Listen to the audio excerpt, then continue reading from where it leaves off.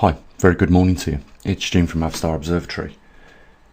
Guys, I want to share something very important with you later on in this video. But by now you should be looking through a clear lens at what is taking place. You know, a lot of the things that we predicted would happen are starting to happen. You can see them clearly now. What am I talking about? In large, we're talking about the land which is going offline.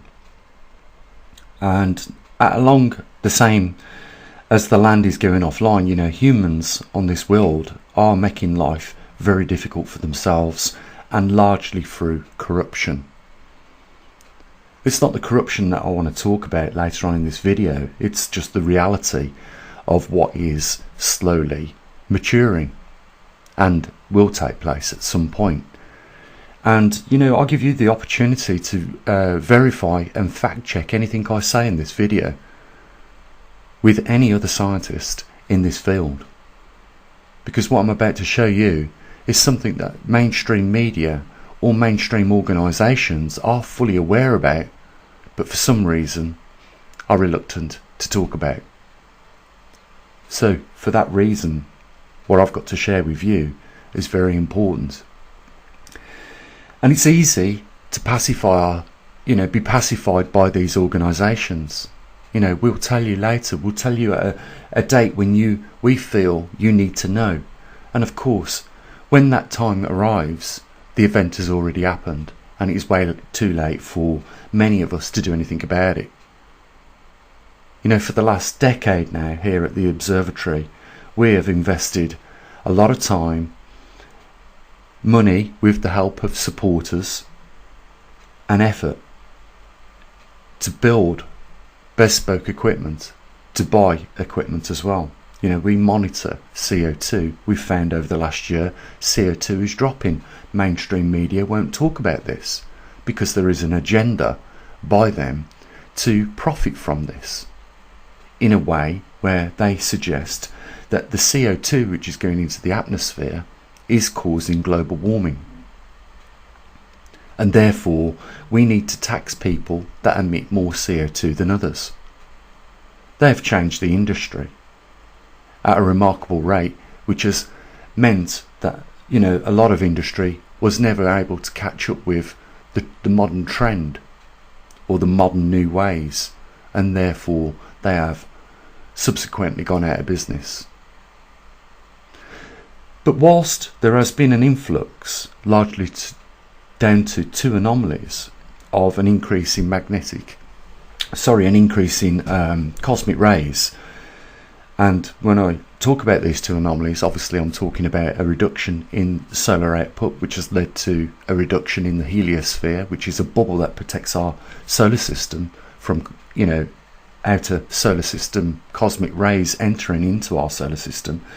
And then primary, our main protective field, our magnetosphere, weakening as a result of a magnetic pole reversal.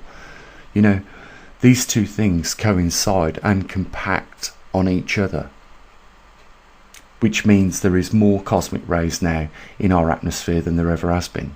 Our primary protective field, our magnetosphere, has weakened by more than 20%.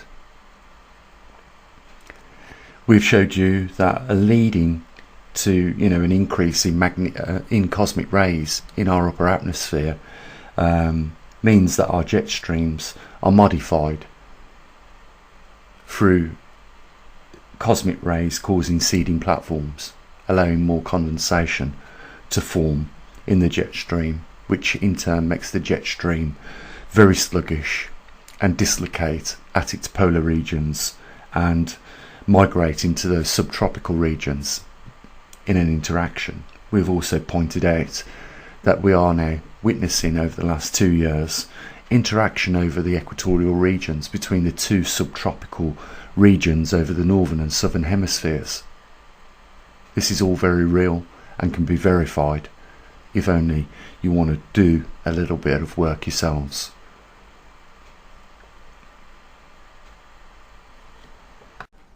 I just want to quickly share something with you because it's important, guys.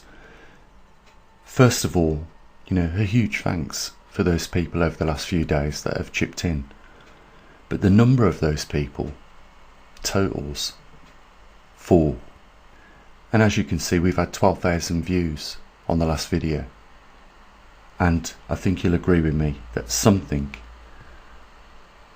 dearly needs to improve here if we are to be serious about, keeping things going here at the observatory.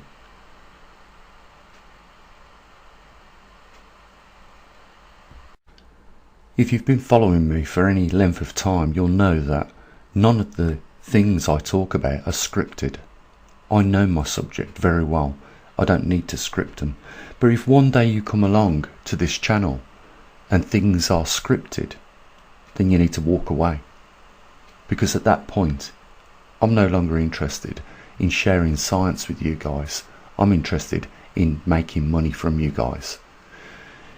Likewise, if you see me one day in a studio, in a professional setting, I'm no longer interested in helping you guys with information relating to some very serious topics and related anomalies.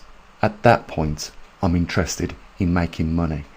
And likewise, if you see me one day selling merchandise on this channel, run. Because at that point, I am no longer interested in relaying possibly life-saving information to you guys. I'm interested in making money. That's the difference between ourselves here at the observatory and other YouTube channels and other websites. Is we are not here to rape and pillage, people out of their money. We are here to inform them, but unfortunately, I hope you understand, we live in a monetary system just like you do. And therefore, if we want to buy silicon chips, silicon photo multipliers, we want PCB boards printed, we want to buy vinyl so that we can 3D print anything that we need, like cases for muon detectors and things like that, we have to pay for that. And therefore, we have a link down there in the description where you can help support us with a small donation or become one of our patrons. Nothing in this world is free, unfortunately. I wish it was, and that is why we have a donation button, and that means that those that can afford to make a small contribution are invited to. Simple as that. It is not mandatory. But we can't allow 12,000 people over the last few days to view critical information and have 20,000 people visit the website, and that only amounts to 4 people making a small contribution. We need to do much better together, guys. I hope I've made something clear here.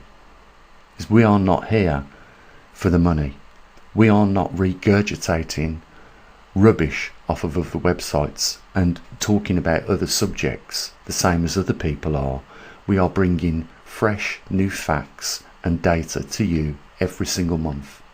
And for that reason, I hope that a few more of you will step up, because we can't do this on our own, and therefore we extend our hand out to you guys for your help, in the hope that we can all work together and get somewhere. Understand what is happening to our world that supports life for us all in this very hour and moment right now. I want you to just think about that for a few moments, because it's very easy to be caught up in our own individual lives and not even pay any attention to the sun rising in the morning, which gives life to all of this world. We take for granted a protective magnetosphere, something that we can't even see, yet through science we know it is there protecting us 24 hours a day, and sadly it is weakening and threatening our world, which protects us, allows us to live, thrive and survive. Take a few moments out to appreciate just those things that support life in this world. You know, the fact that we have 20% oxygen in the atmosphere, the fact that we have, you know, a core in the centre of our Earth which is supporting a magneto, which in turn generates our magnetosphere. Just take a little bit of time to appreciate those very few important facts that sustain life on our planet. The fact that we have liquid water running on the surface enables us to have fresh drinking water and provide all the biodiversities across the range life. That very simple but important mineral for life. Just take a few moments out for that, because those are the things that we support and talk about every week here at the observatory in an honest way.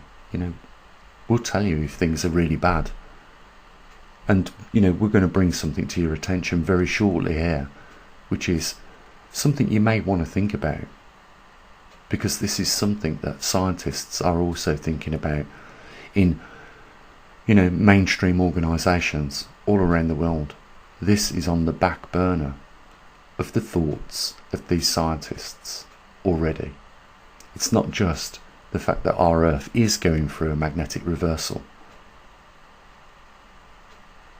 It's the implications in which this poses and what has happened recently in the last 780,000 years, which is not being widely talked about, and that's why I feel we need to talk about it. So with that, I'll mention the link down there. I can only emphasise the importance that more than 4 people out of 12,000 step forward, because, you know, to some degree, this is life-saving information to some people. I know a lot of us take it for granted, a lot of us are secure, but there's more of us that are not, and there's more of us that need this information. So, you know, we welcome you to help do your bit. Let's get on with this. So, what we're looking at is the last geomagnetic reversals over the last 5 million years. This data has been repeatedly gone over based on core samples, not just from the mid-Atlantic ridge at the bottom of the ocean in between, you know, America and the UK continents, you know, and taking core samples at that point, but also based on volcanic lava flows on land. It all matches up. So we know what we're looking at is an accurate record of the geomagnetic reversals over the last 5 million years. And what I want to pay attention to and ask you to draw your attention to is that big black bar at the top, because compared to either the black or the white, which demonstrates reversals over the last 5 million years, that bar is noticeably longer than any other, and that bar represents a time of 0.78 million years, or 780 million years ago was the last magnetic reversal. You know, if we take an average of this chart, we will find that on average every 2 to 350,000 years the Earth in its history went through a reversal, but we are faced with the longest ever period of time where the Earth has not gone through a reversal. I want to think about that, because that is an indication that something may well have changed in the behaviour of the core of our planet. Now, I want to bring you to the attention of an article. Now, we've already covered this. We already pointed this out to you well before this was even mentioned. But you can see that mainstream media now are starting to catch on as to what is taking place in our core of our Earth, because obviously if the core is starting to slow down, then there is a suggestion that we are very close to the poles reversing on our planet. But I want to draw your attention more closely to the fact that how long it has taken to do this. And so long as there is plenty of liquidity in the core, it will go through a reversal. But I want to draw your attention to what I've just done, what I've just showed you. The fact that this time round it has taken over 500,000 years for it to go through a reversal than it has previous. And it is for the next few moments that I'm going to discuss the importance of this. But now we have been accurately predicting well ahead of the organisations that are in the field of geomagnetics information before they have released it to the general public. And we will continue doing so long as we get support, guys. But it has to be more than 4 people out of 12,000. More people need to care about their environment and their fellow human beings, the fellow brothers and sisters, no matter where they are in this world. It is not their fault that they were born in a third world country. It was more our responsibility to be better stewards than what we are today, to help our brothers and sisters in other parts of this world, because it could have equally have been ourselves in their shoes. Do you understand where I'm going with this? Okay, let me show you now what I'm getting at. What we're looking at here is our neighbouring planet Mars.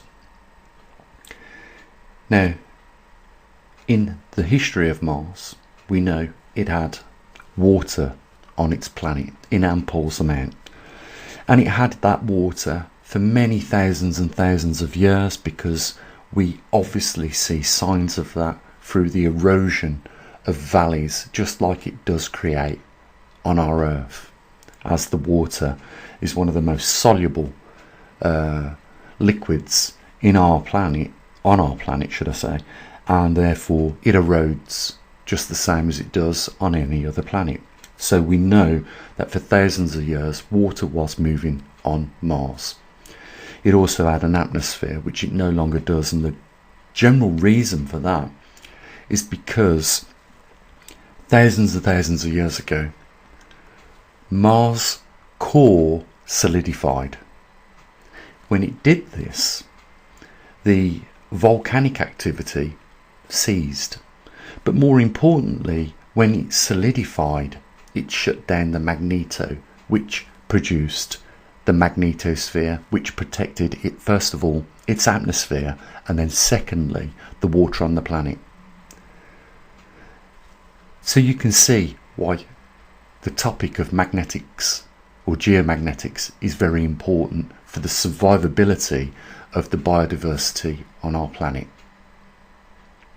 Because without an active core, we don't get volcanic activity, which is, a very visual sign of an active core. There is still viscous material in the core of our Earth moving round, producing a magneto, which in turn turns out to provide a magnetosphere which protects that very valuable resource, water, on the surface and in the atmosphere. So when we go back and look at the chart over the last 5 million years, and we see that we are in a period of time where the Earth has taken the longest in the last 5 million years to go through a reversal, that being over 500,000 years overdue, we, have to draw our attentions to this very fact, because it is a moment of time where we have to hold our breath and pray that our Earth does complete a magnetic reversal this time around. Because if the magnetosphere collapses and the Earth does slowly begin to solidify in the core, then it will shut down, just as it did Mars's magneto, it will shut down our very own magneto. And in turn, our atmosphere, just like Mars, will be subject to the term sputtering, which is erosion of the upper atmosphere. We have lost already over 20% of our magnetosphere, and scientists now are confirming that our core of our planet is slowing down.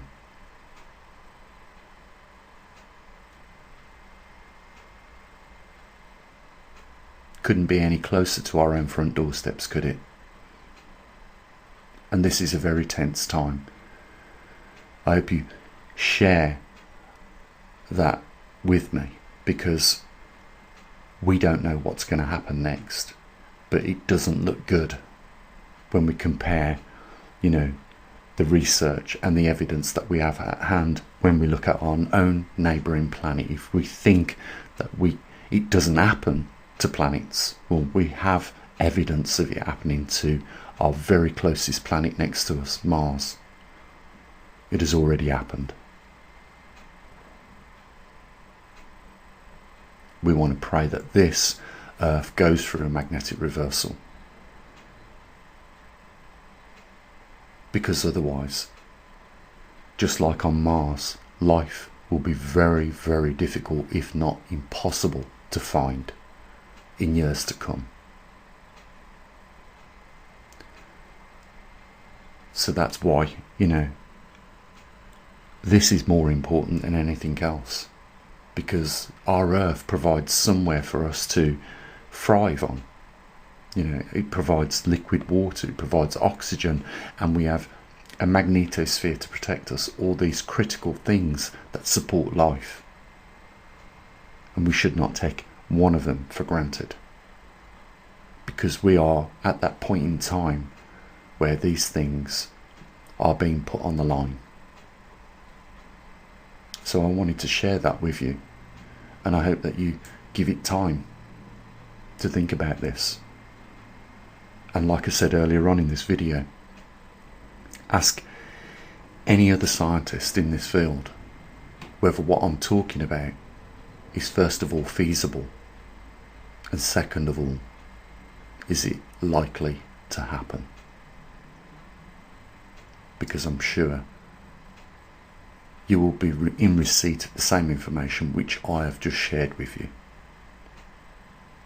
Guys, what can I say? I can offer, for you to help us here at the observatory, but I can't force you to do that. It requires an effort. That's as simple as that. I hope that you appreciate what we're doing here is important work. And it does require some form of support, because we've left it down to donations only, which are not mandatory. So this has got to be a voluntary action on your behalf if you want to help support us. But I think you'll agree with me, 4 people out of 12,000 needs to be improved if we are serious about keeping going what we've got here.